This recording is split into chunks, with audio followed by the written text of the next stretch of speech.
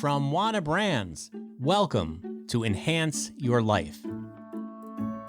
I'm your host, Jonathan Small, and each week I talk to people from all sorts of professions and backgrounds about how cannabis has enhanced their lives and how this healing plant can enrich your life too.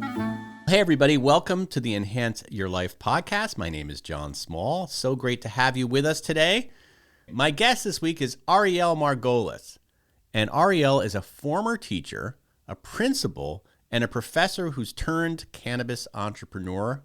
And one of his businesses is called PotanyPros, where he provides virtual consulting and educational tips surrounding cannabis growing. So that's pretty exciting. Ariel, welcome to the show. Thank you for having me, Jonathan. Great to be here. All right. So first of all, I'm fascinated by your backstory here. How did a former school teacher, principal, become a cannabis growing consultant?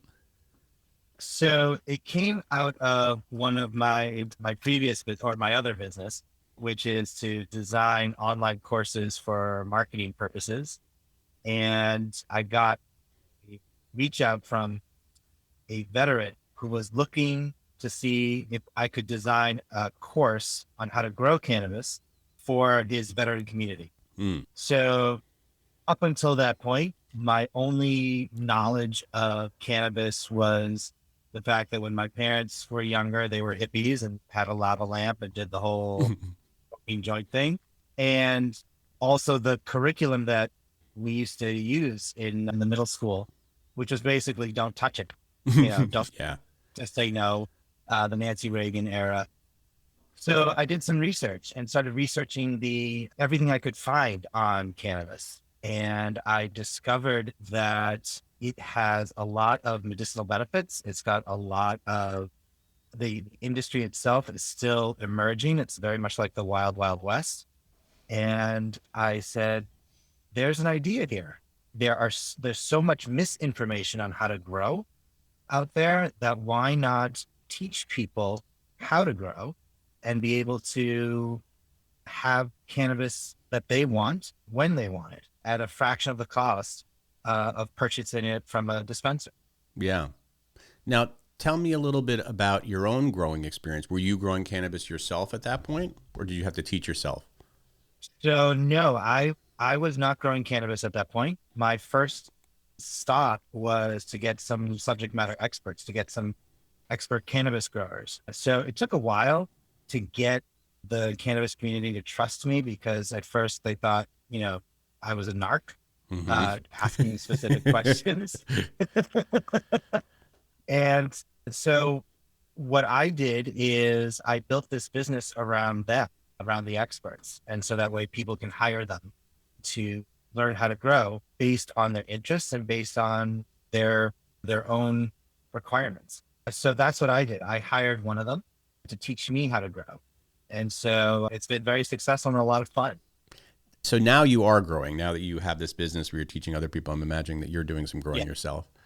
And yes, what is it challenging? Has it been challenging to grow your own weed at home?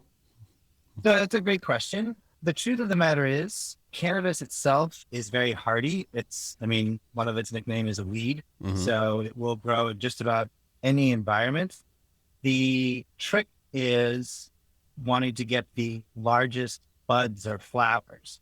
And so that requires a lot of TLC. So I have an outdoor garden for the past almost 18 years. So I'm well versed in learning how to grow outdoors. I got plants inside, but there is a whole art and science to growing cannabis. So that way it has the highest yield in terms of knowing the amount of light, the nutrients, measuring the water, the pH balance of the water. So there is a formula to it. And you can make it as complicated as you want, where you've got automated systems and warning bells, or you can make it as simple as you want, just simply taking care of a few plants with some light, water, and a few nutrients, and you're good to go. Your yield may not be as high, but that's okay. It all depends on what your goal is. So how does PotanyPros work? You mentioned it's kind of like it came from your marketing experience. So I imagine there's like videos that you can watch right? Or courses you can take, or is it actual like one-on-one, person-to-person consultation? Great question. So for us right now, it's one-on-one virtual consultations. Having an education background, the best way people can learn is through direct instruction. You can watch a video, you can listen to a podcast, you can go online and find instructions. But what they don't account for is the individual's learning style, and B, the individual's unique situation. So for example, I'm on the East Coast. I'm growing in my garage and I have a certain amount of space, and I need to be able to design that space for optimal growth. Someone else may say, the only space I have as in an apartment is my coat closet. So how would I use that? Or somebody says, I want to do an outdoor grow. I've got all this space. I live in Oklahoma. It's a completely different set of variables that go into play. So that's why having a teacher who is knowledgeable in the areas that focus on how you want to grow is key to getting the maximum benefit. And then once you know how to grow, the idea is to build the relationship with the client. So that way the grower is there to answer questions throughout the entire process. But it's not just putting the seed in and watching it flower, but you also have to know when to cut it, how to dry it, what are the best ways that you want to ingest it if you just want to smoke it, or if you want to create edibles. Do you want to use organic pesticides? Do you want to use natural pesticides? Do you want to use top of the line fertilizer and natural fertilizer? Or do you want to use the synthetic kind? There's so many things that go into it, and it all impacts the taste of the flower. So that's why, again, having an expert to guide you is the ideal way. And then the theory is once you teach a man to fish, they can fish on their own and not be hungry. So same here, once the basic components and workflow of growing, then you can continue to grow. There is a graduation date. Yeah, exactly. You can graduate. When I think about growing at home, I think of and the way cannabis is federally illegal, but legal in some states, medicinally legal in some states. There's so many rules around cannabis, and it's different from state to state. You are in the state of Massachusetts, where cannabis is recreationally legal, although you wouldn't even know it in some cases. It's so hard to find, right? But talk to me about that. Do you guys consult in that facet of the business? So we definitely do. One of the things that as a matter of fact, our site will not allow you to enter if you're in a state where it's illegal to grow. Oh, that's interesting. So yeah, we're able to do that. Literally geofenced. Yeah, exactly. It really is like the Wild West out there, because the truth of the matter is it's legal in Massachusetts just like it is in California, but it's still federally illegal. Right. And so theoretically, the feds could come and raid my house and take it, right? Mm-hmm. The chances of that happening is fairly low. My argument is if that's what the feds are doing, that means everything else in the world is fine. Yeah, not their biggest priority, I don't think. At this point. Exactly. But the legislation is constantly changing state by state. So there's new information, new regs coming out. I know that in Mississippi, even though there was a referendum to allow medicinal cannabis to come out, the governor unilaterally reduced the amount that would be allowed on somebody's person. The ironic thing is that most of the federal representatives and senators are for it. They're for the legalization because it's money. Yeah, revenue. Yeah. Right? I mean, just like they did with alcohol and tobacco. The issue is having to destigmatize and dealing with the stigma of cannabis.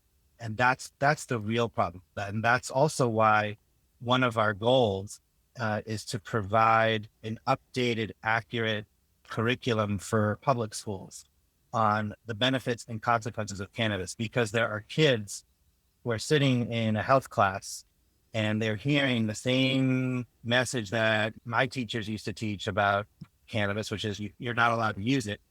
And then a kid comes back from the nurse's office and says, well, where are you? Oh, I was taking my prescribed cannabis because I've got epilepsy or I'm dealing with cancer. So there's that mixed messaging that comes along. So we want to provide the education because that's the best way to combat the stigma. And that's the best way to really open up the markets for people to understand that, yes, it is a drug. Yes, kids should not use it unless it is prescribed by a medical professional. Yes, there are risks, just like there's risks with alcohol or smoking, but there are also benefits to it. There's research that's going on. And unfortunately, the research can't be done here in the States because of the done overseas. Thanks to Israel and places like Yeah, that. exactly. All right. So let's say I'm listening and I'm very interested in growing cannabis. Where would I start even? Like, what would be even my first, aside from calling you and getting you and looking at your website and stuff, and that it certainly is part of it, but what's one of the first things you should consider? So the first thing you should consider is, what is your goal with cannabis? Are you doing it to treat an ailment? Are you using it for medicinal purposes? Are you using it for recreational purposes? And how often? Are you having you want to hit every night? Or are you just going to do it on the weekends and be like more of a social component? So that's the first thing that I would ask. Like, what's your goal with it? Yeah. And then the second piece is that also leads to the type of cannabis strain you want to use, depending on the properties that it has and how it's going to meet your needs. We are constantly learning new research that's coming out about both the medicinal and recreational properties of cannabis, along with our endocannabinoid system in our bodies. And so the more we know, the more we're able to select the specific strain. The next step would be, and where do you find those strains? Or let's say you found a strain that you really like and you want to grow that strain. How do you know even where to find that strain? And are you growing the seeds? Are you getting the actual plant and then planting the plant? Like, how does it work? So that's also a good question. It really depends on where you want to start. There are some people that want to start from zero and start from seeds. And then there are others that want to start with a clone, with a baby plant. Yeah. And the seeds you can buy across state lines. That's not a problem. And there are reputable individuals who will sell seeds and you can purchase them. So that's also the other piece, which is hard to navigate, because there are people out there who will say that we've got the best strain, and then it realizes that it's not ideal. Let's put it nicely. But that's why you would want to make sure you do your research to make sure where you are getting your cannabis is from a legit individual. You've read the recommendations, et cetera, the references. And once you know what type of strain you want, and if you're going to grow by seed or with a clone, with a seedling, you can then say, okay, where am I going to grow? Do I want to grow outside? And do I want to grow indoors? And also, what are the rules? Because every state has right. That's what I was wondering. The legality. Rules. Yeah. Right. They're very specific about how much you can grow. Yeah. Yes. And that also changes. So it becomes extremely complicated. So that would be the first thing, is to say, like, what are my goals? What am I looking for from cannabis? And then the next question is, before you go into the next question, the inside versus outside question, is that based largely on where you live? Like, if you're in a cold weather place, you might want to consider like what you do, which is you grow it both indoors and outdoors? Or or are there other factors as to making that decision? Sure. So the primary factor would be, how often do you want to grow? So it takes, on average, 3 months from start to finish. So in the Northeast, that's summer. Yeah. If you're lucky. Yeah. Depending where you live. Yeah. Depending on where you live. So that's part of it. And so if you only want one grow, then you can certainly do it outside. There are benefits to doing it outside. And then there are also specific laws. In Massachusetts, it cannot be seen publicly. So it has to be hidden. So in my backyard, I'm surrounded by neighbors. 2 of them serve on the force. So I'm not necessarily going to be growing publicly. Not that they would say anything, but you don't really... I don't want to get them in trouble. Right. And one is actually the chief of police of the town next door. Oh my God. And she's very nice. She's good at her job. I don't want to put her in that position. Right. So you've got that You've got all those factors to think about. Growing inside means you can have it continually. And it just means taking up space. And that unless you buy a high efficiency filter, it's going to start to smell in the house. Yeah. And I was just wondering if it's going to start to smell outside. Your sergeant, police captain neighbor might start smelling the pot and not loving the smell. So I think you have to be sort of aware of that, right? Yes, exactly. Yeah. All right. So I had cut you off. So we were thinking about where indoor, outdoor kind of strain that you want, the rules in your various state as far as how much you can grow. What are some other considerations that you need to think about? So other considerations would be, as part of measuring the space, you also want to know how much light is available in that space. So right now, LEDs are the most efficient. And so you can go online and you can find LED lights that for grow lights from $30 to $3,000. Wow. And there are formulas to figure out the amount of light that you need, or the size of the bulb or light fixture that you need. So that would be the next step, is to figure out, like, do you want a light that you can hang from the ceiling? Is it going to have to be attached to the wall? Are you going to buy an indoor grow tent and have everything contained? If you're using a closet, you technically don't need to do that. You could just put up tinfoil on the sides and save yourself a lot of money and put an LED fixture in, and then you're good.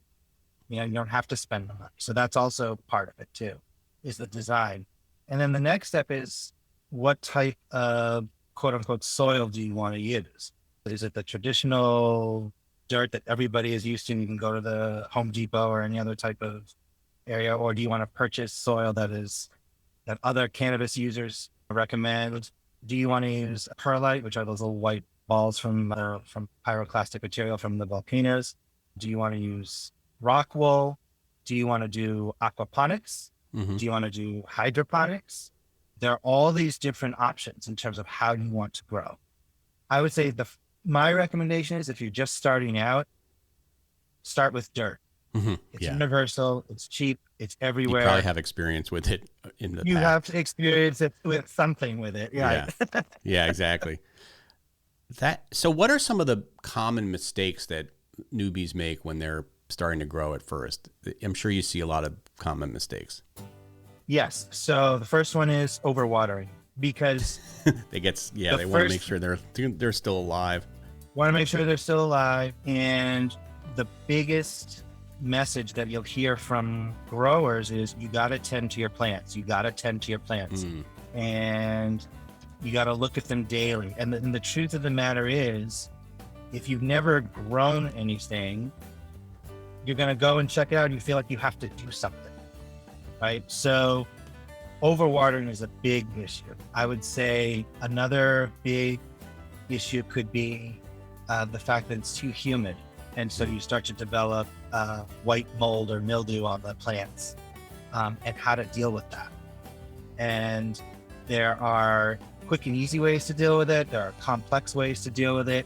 Some people don't deal with it. In fact, they just let it grow and it doesn't impact the taste of the bud. But it's really, the biggest issue is not overwatering, and also you're observing, you're seeing how your plants are doing. Are they growing? Do you see the leaves curling? Are they yellowing? Are they not thriving? And not knowing, you could also add too many nutrients as well. And that could also burn the plant. Right. It's just overdoing it. It's overdoing. Are you able to grow one strain next to another? Like, let's say you wanted to grow indica and a sativa strain. Are you able to grow them together? You can. Yes, you can. You can grow different strains next to each other. The issue becomes if they get stressed. The plants get stressed, then they will actually morph from one gender to the other, because the flowering plants are considered female. And so those are the ones that you want. The male ones do not flower. So a plant can actually, under stress, change sexes. Yeah, Wow. change sex. That's interesting. So that's really the issue. What do you mean stress? Like they're not getting enough water, or they're getting too much water, like just not treating them well? not treating them well. Yeah. Exactly. Okay, so you just have to make sure that you don't have stressed out plans, just like life, and just like school, you want to make sure you don't have stressed out students. Exactly. So they can. I'm bringing it back to your teaching. All right. Well, this is all super fascinating. Well, who are your clients? Like, who is it all over the spectrum, or because it seems like it's kind of like it's a commitment, right? You can't just like be a casual grower. It doesn't seem like. Yeah, I mean, there is a commitment. I mean, my family and I just went away for an extended vacation. We were actually in LA Nice. last couple of weeks, so thank you for hosting. Sure. I hope the weather. I hope it didn't rain the whole time. 50%, but not bad. Okay, good. We'll take it. Yeah. So it meant that I had to have a neighbor come and water the plants every couple days to make sure that things were going okay. So there is a commitment to it. Beyond that, you can let the plants, they'll thrive, they'll grow on their own, just like a regular garden. You don't need to watch it all the time. So you're able to, the commitment itself is pretty low, but it's there. Yeah. It's there. And your clients are really like, who is it? Is it, I imagine it's the stereotype is going to be, it's like former hippies or just kind of like pothead type people. But I would imagine that's not really totally who all your clients are. No, so to be honest, those that already grow, we're not targeting those people. We're targeting folks that are interested in growing, whether it's as like a hobby or they want to grow because they've been priced out due to the cost of the dispensaries.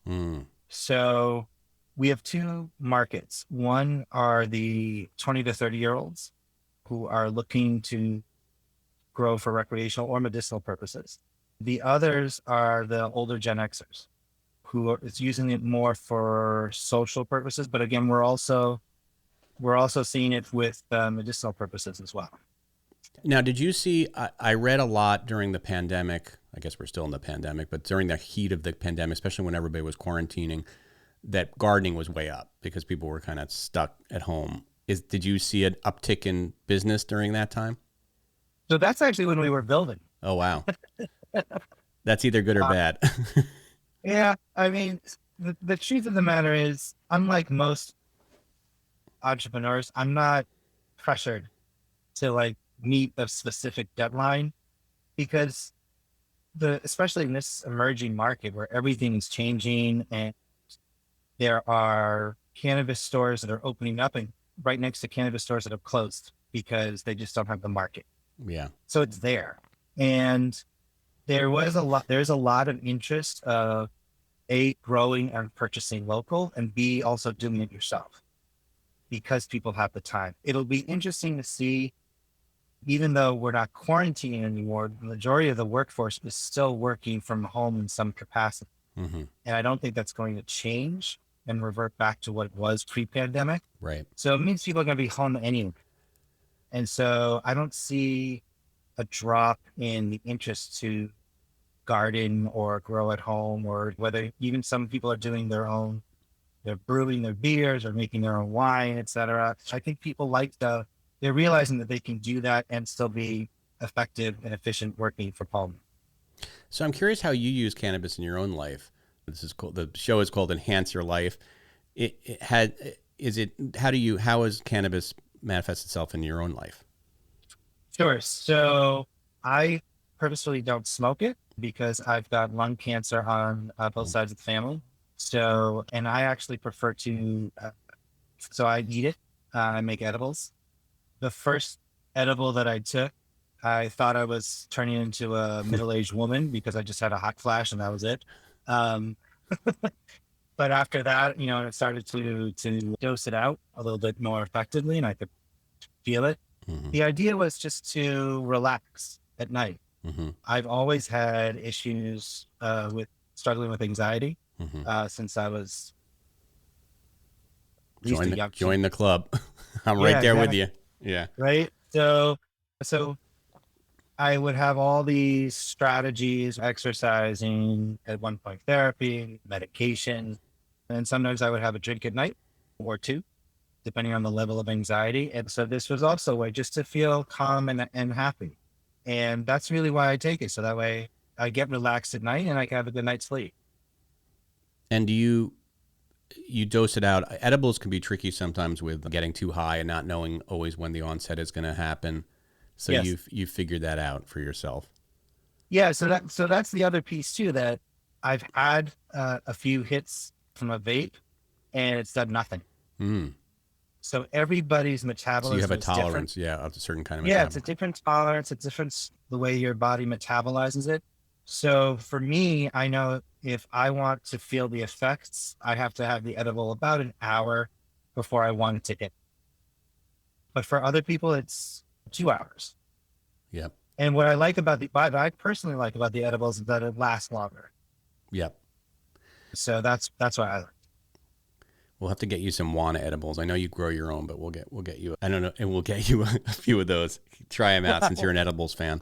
So if people want to find more about PotanyPros, what should they do? So we are very active on Instagram. It's ariel.PotanyPros. I'm on LinkedIn, Facebook, and we also have our website, www.PotanyPros.com. Perfect. Well, Ariel, thank you so much for taking the time to talk to us today. It's really interesting stuff. Thank you. This was a lot of fun. Enhance Your Life is brought to you by Wana, the #1 infused product in North America. Wana's entire process is designed to deliver the same great experience time after time. They have spent years fine-tuning their recipes so that their products are delicious, consistent, and potent. For more information, head on over to wanabrands.com. That's Wana, W-A-N-A, brands.com.